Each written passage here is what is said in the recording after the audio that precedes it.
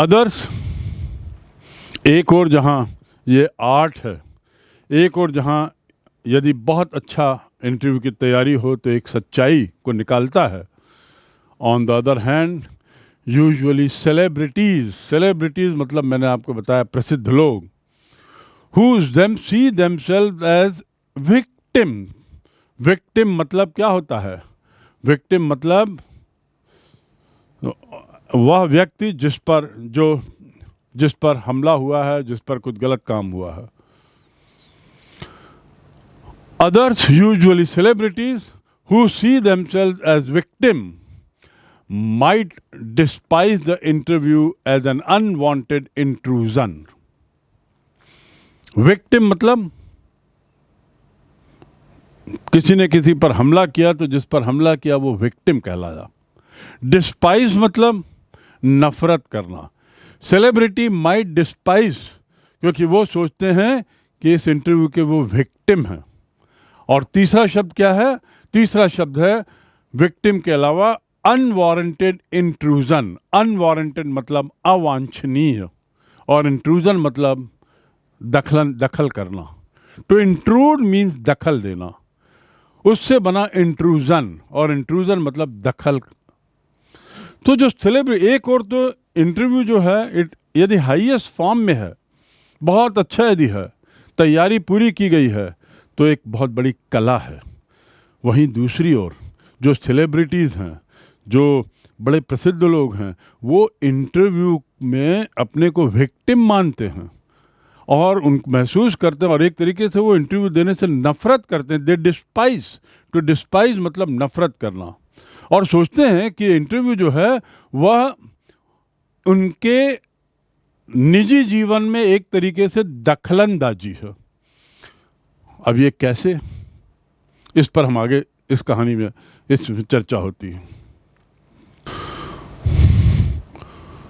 उनको लगता है कि इंटरव्यू लेने वाला हमारे निजी जीवन की सब जानकारियां ले लेता है, और इस प्रकार हमारा निजी जीवन कुछ भी नहीं रह जाता।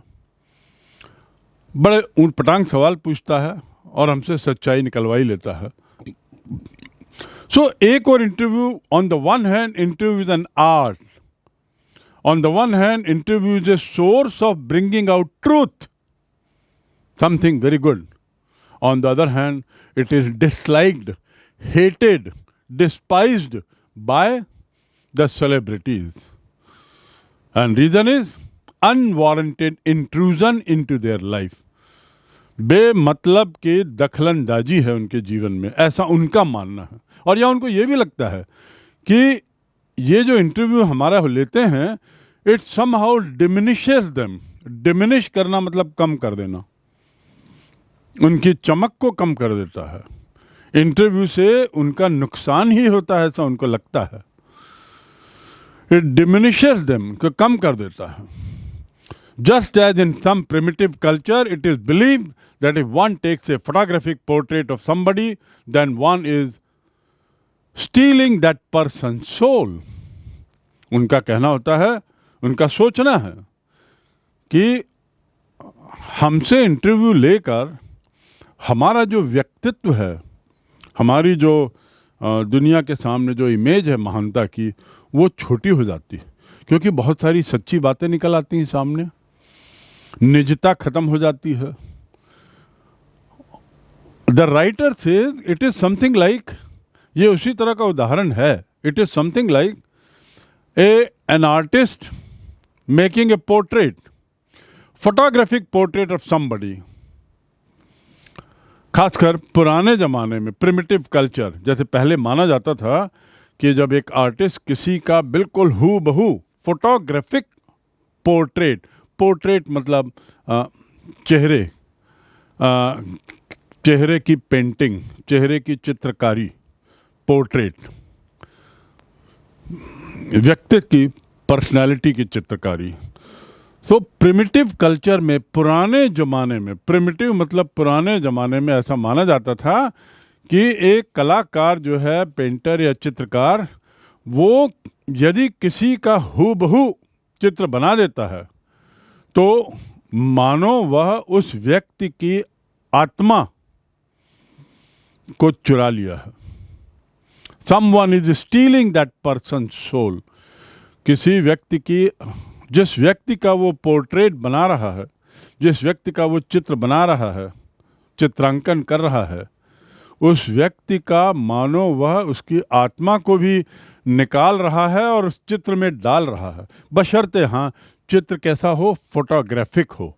फोटोग्राफिक मतलब हू बहू। एक बहुत अच्छी पेंटिंग को आप देखेंगे तो इसमें लगेगा इसमें ये जीवंत painting, it's a live painting. ऐसा लगेगा कि इस पेंटिंग में तो वो व्यक्ति साक्षात जीवंत दिखाई दे रहा है। That is called photographic portrait. So these celebrities feel small. They feel a kind of a victim.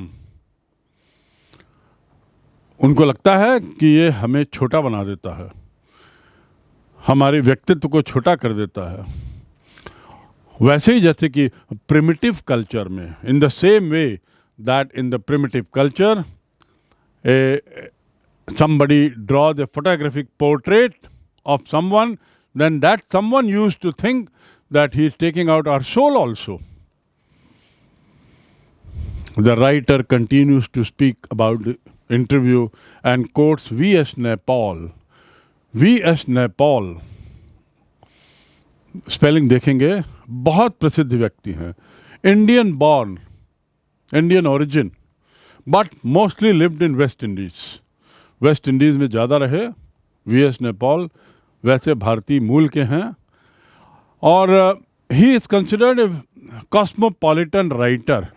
Cosmopolitan बहुत सारे कल्चर को लेके जो चलता है उसे कॉस्मोपॉलिटन कहते हैं। कॉस्मोपॉलिटन सिटी आपने सुना होगा, ऐसे शहर जहाँ पे बहुत सारी संस्कृतियाँ एक साथ पनप रही हों, विभिन्न देशों के लोग, विभिन्न जातियों के लोग, विभिन्न संप्रदायों के लोग वहाँ एक साथ रह रहे हों, तो एक अपना नया कल्चर वहाँ सामने आता। That is called cosmopolitan culture, वैश्विक कल्चर। इसे दूसरे शब्दों में हम कह सकते हैं वैश्विक culture. So he is a cosmopolitan writer, मतलब वैश्विक राइटर हैं, दुनिया के विषयों को लेकर लिखते हैं। किसी एक खास विषय पर नहीं कि भारत पर ही लगातार लिख रहे हों या वेस्ट इंडीज़ पर ही लिख रहे हों या केवल कहानियाँ लिख रहे हों, नहीं। He used to write on many things from around the world, and so he is a cosmopolitan writer, and he wrote travel books and also documentaries. वो जब डॉक्यूमेंट्री बनाते हैं और ट्रैवल बुक्स लिखते हैं तो he presents his impressions of the country of his ancestors, that is India. तो ऐसे डॉक्यूमेंट्रीज में और इसमें अपने एंसेस्टर्स मतलब पूर्वजों के बारे में बहुत कुछ लिखते हैं। और पूर्वज कहाँ रहे? भारत में।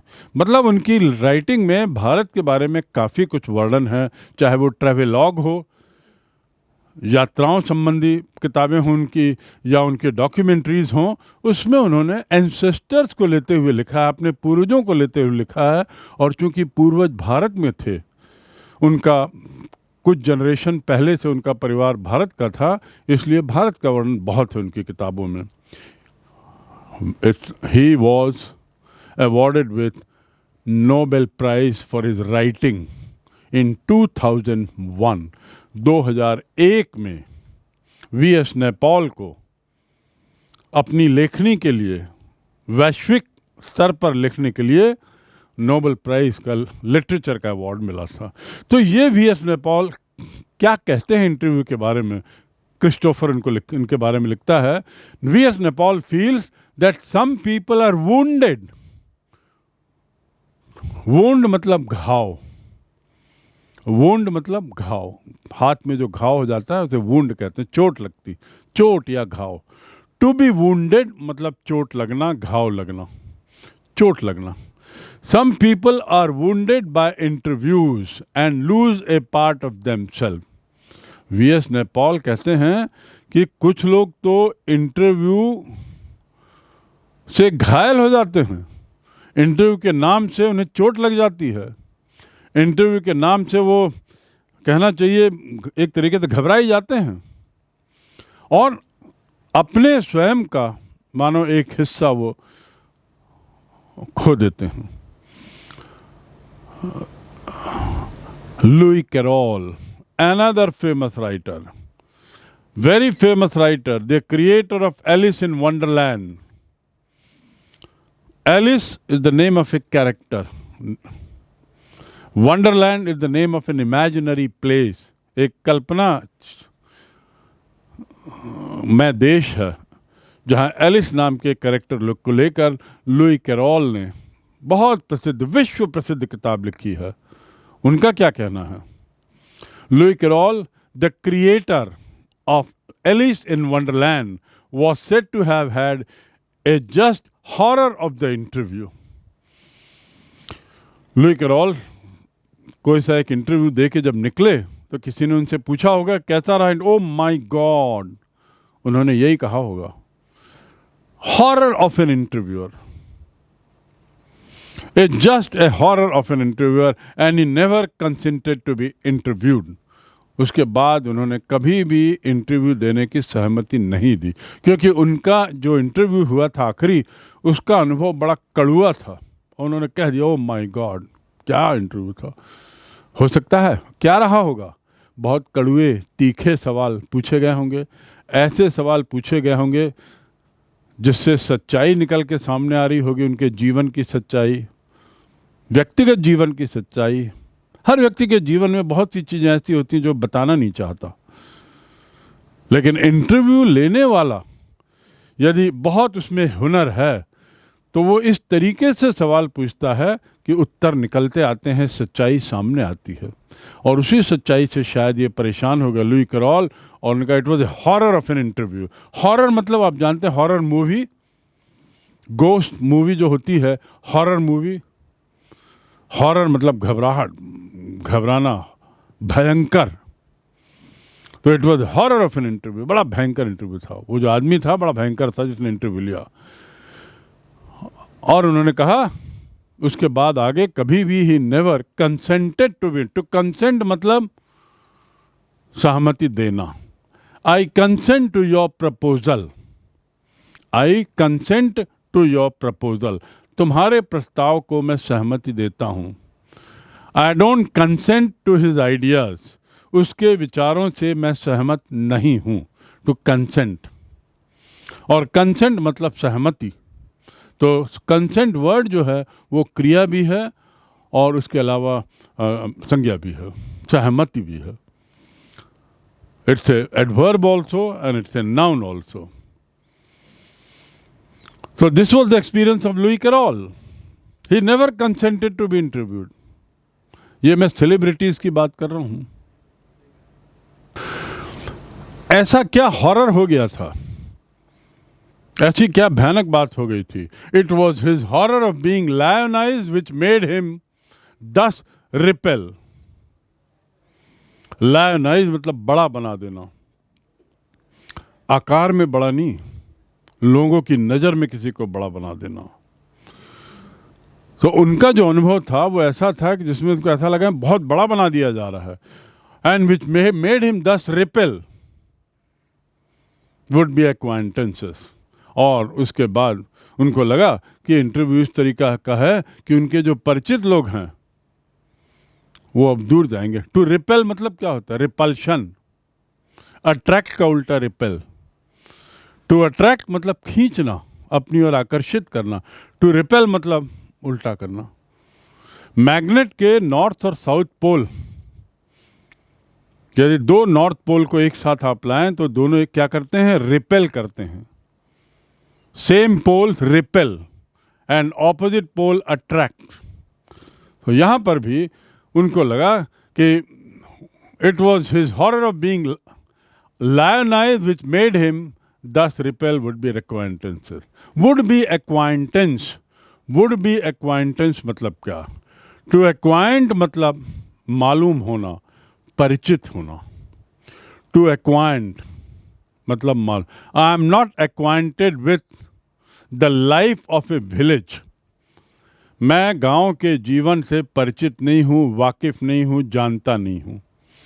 Are you acquainted with my father? क्या तुम मेरे पिताजी को परिचित हो, जानते हो? Are you acquainted with the office work culture here? तो एक्वाइंट मीन्स परिचित होना, मालूम होना, जाहिर होना। वुड बी एक्वाइंटेंस मतलब होने वाले परिचित, भविष्य में होने वाले परिचित।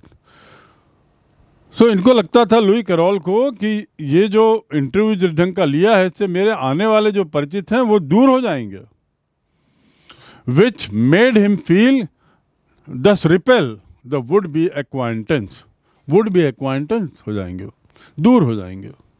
कौन लोग? आने वाले समय में जो लोगों से पहचान होगी, वो इंटरव्यूअर्स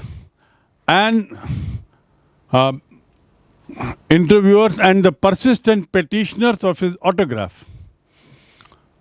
कौन लोग दूर हो जाएंगे?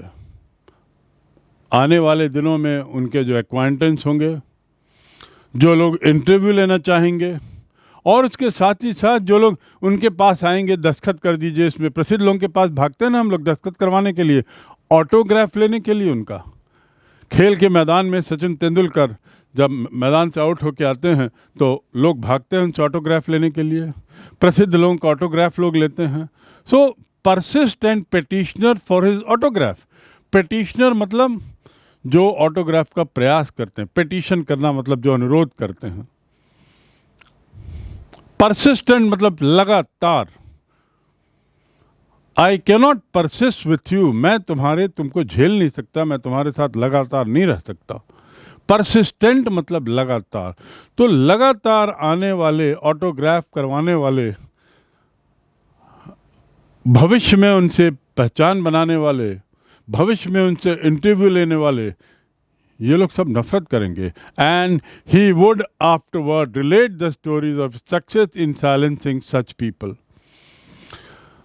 मतलब क्या होगा? उनका कहना था कि ये जो इंटरव्यू ले रहा था मेरा, हॉरर ऑफ एन इंटरव्यू, वो मेरे को बहुत बड़ा बना रहा था। परिणाम क्या होगा कि आने वाले समय में भीड़ लग जाएगी, लोग ऑटोग्राफ के लिए मेरे पास भागेंगे, बहुत लोग पहचान बनाने की कोशिश करेंगे, बहुत लोग इंटरव्यू लेने की कोशिश करेंगे। तो हम उनको रिपेल करने लगे, नफरत करने लगे, दूर रखने लगे। और लुई कैरोल यहीं पे नहीं रुके।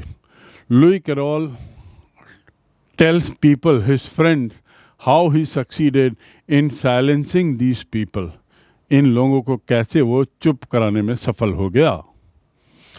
With much satisfaction and amusement, संतुष्टि के साथ और थोड़े विनोद के साथ भी, हंसी मजाक के साथ उसने इन सब को अपने से दूर कर दिया, बिकॉज उसको पसंद नहीं था।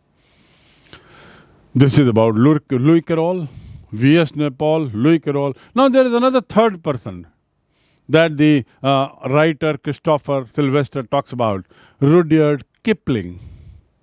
Rudyard Kipling is another very famous personality. Rudyard Kipling considered himself to be the soldier, ordinary soldier. And Rudyard Kipling is famous for writing that famous book called The Jungle Book. Now, Rudyard Kipling expressed an even more condemnatory attitude toward the interviewer. V.S. Naipaul ने क्या कहा interviewer के बारे में, आपने सुना। Similarly, Louis Carroll had also very negative thinking about interviews. You know about it now. Rudyard Kipling was the worst. He really hated interview. More condemnatory attitude toward the interviewer. To condemn मतलब कड़ी आलोचना करना। To condemn मतलब CONDEMN, और उच्चारण है condemn, न is silent, N is silent. To condemn, don't condemn him, उसकी कड़ी आलोचना मत करो, उससे गलती हो गई होगी, don't condemn him. He might have made a mistake, but don't condemn. So coming back to the point, Rudyard Kipling expressed an even more condemnatory attitude. और भी ज़्यादा आलोचना, और भी ज़्यादा कड़ी आलोचना वाला उसका रवैया था रुडयार्ड किपलिंग का। His wife, Caroline, writes in her diary for October 14, 1892। Diary में उसकी वाइफ ने 14 अक्टूबर 1892 की एक घटना लिखी है और उसमें लिखती हैं that their day was wrecked by 2 reporters from Boston. Wrecked मतलब तहस नहस हो जाना, शिप रेक मतलब जहाज टूट गया, बुरी तरह तहस नहस हो गया।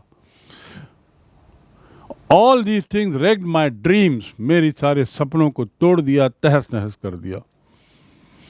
The loss of my senior family members wrecked me, मेरे जो सीनियर फैमिली मेंबर्स जो चले गए किसी घटना में, स्वर्गस्थ हो गए, उसने मेरे जीवन को तहस नहस कर दिया। To wreck, WRECK। So Caroline wife writes कि 14 अक्टूबर 1892 को 2 रिपोर्टर आए थे बॉस्टन के, उन्होंने हम लोगों का पूरा दिन बर्बाद कर दिया, तहस नहस कर दिया, बर्बाद कर दिया। Wrecked by 2 reporters from Boston, their day was wrecked by, वो हमारा दिन बर्बाद कर दिया। Why do I refuse to be interviews? Because it is immortal. उसने कहा, रुडयार्ड किपलिंग ने, कि मैं रिफ्यूज क्यों करता हूं इंटरव्यू के लिए, मालूम है आपको? Why do I refuse interview? मैं साक्षात्कार क्यों मना करता हूं, साक्षात्कार से दूर क्यों रहता हूं? इसलिए क्योंकि इट इज इमोरल, ये अनैतिक है। इमोरल, अनैतिक। इट इज ए क्राइम, ये एक अपराध है। Just as much of a crime as merit punishment, और इतना बड़ा अपराध है कि उसकी सजा मिलनी चाहिए। मैं इंटरव्यू के सख्त खिलाफ हूं। एक अपराध से कम नहीं है इंटरव्यू, और अपराध है तो सजा मिलनी चाहिए। अनैतिक भी है। And then he further says, यदि किसी ने मुझ पर हमला किया हो तो ऐसा लगता है मुझे इंटरव्यू लेने वाला, मानो किसी ने हमला कर दिया। ऑफेंस अगेंस्ट एनी माई पर्सन, ऑफेंस, मुझ पर अपराध किया हो। एज एन असॉल्ट, मानो किसी ने हमला किया हो। And just as much merits punishment.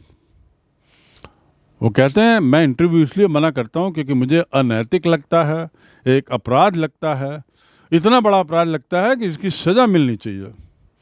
ऐसा लगता है मानो किसी ने मुझ पर हमला कर दिया है। ऐसा लगता है कि मानो कोई ऑफेंस कर दिया हो, किसी ने अत्याचार कर दिया हो, और इसलिए सजा मिलनी चाहिए। It is cowardly and while, ये कायरता की निशानी है और नीचता की निशानी। वाइल माने नीच, VILE, वाइल। कावर्डली मतलब डरपोक।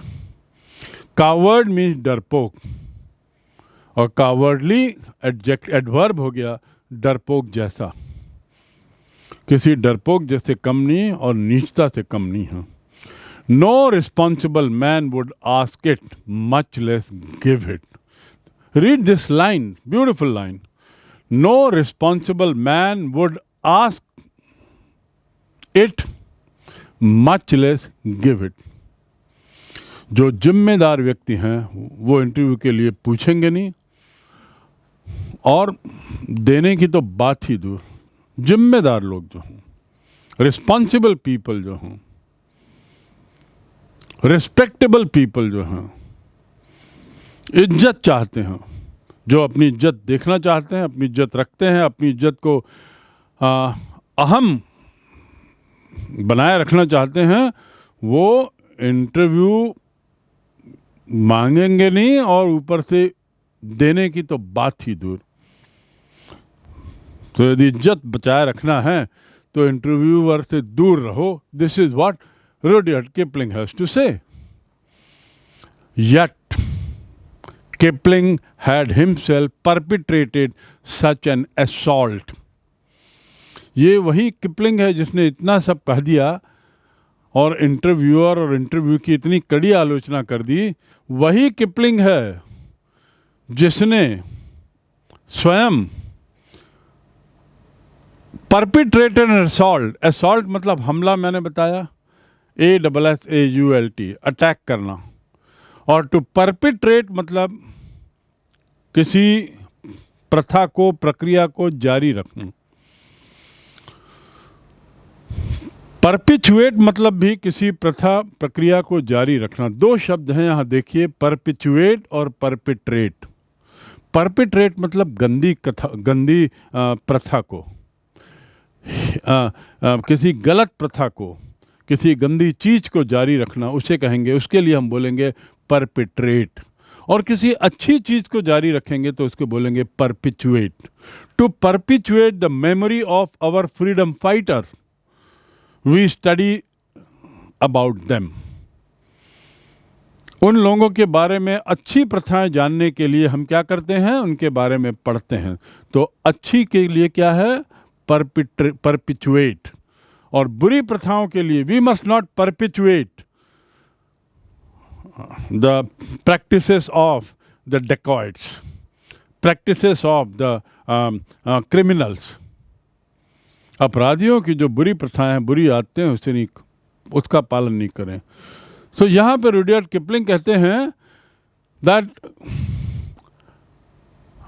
किपलिंग हैड हिमसेल्फ, मतलब कि एक और जहाँ कहते हैं कि मैं तो बिल्कुल इससे नफरत करता हूँ, वहीं दूसरी ओर Rudyard Kipling himself did this wrong by taking interview of a very famous person called Mark Twain.